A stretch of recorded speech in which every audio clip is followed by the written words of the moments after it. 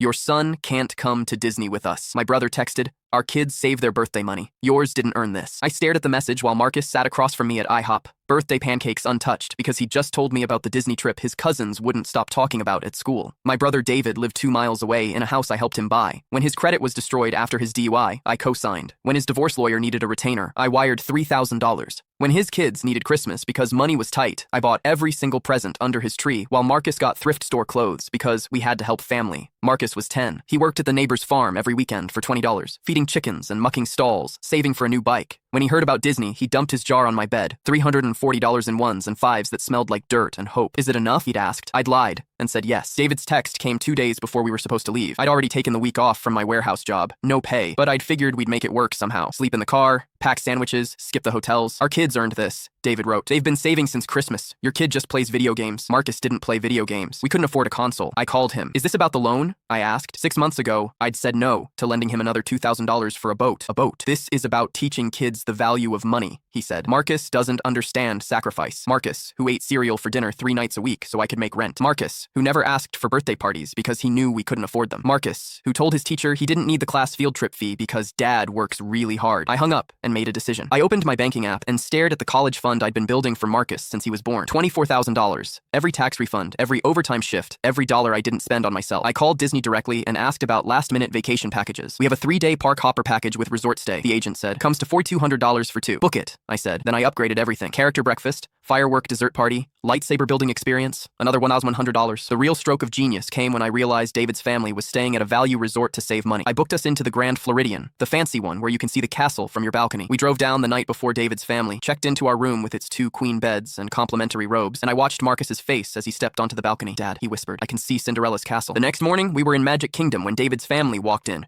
I saw them before they saw us, his kids already whining, David's wife clutching her phone like a weapon, my parents trailing behind looking exhausted. I pulled out my phone and took a photo of Marcus in front of the castle, wearing his new Mickey ears and holding a $15 turkey leg he'd already decided was the best thing he'd ever eaten. I sent it to the family group chat. Day 1, park hopper passes are amazing. 3 dots appeared immediately. David called. I declined it. He texted, where are you staying? Me, Grand Floridian. The concierge got us reservations at Be Our Guest for dinner. Marcus loved the gray stuff. My phone started blowing up. My mom, that's too expensive. David, you're being irresponsible. His wife, we're all staying at All Star Sports to be responsible. How dare you flaunt wealth? I typed one message back. I'm spending my son's college fund on memories. Because apparently, that's the only investment that matters to this family. Then, I blocked them all for 3 days. Marcus didn't know about any of it. He just knew his dad had surprised him with the best week of his life. We rode every ride twice. Ate every snack, stayed until the park closed every night. On the drive home, he fell asleep holding his lightsaber, and I realized I didn't regret a single dollar. The college fund could be rebuilt, but the look on his face when he stepped onto that balcony, priceless.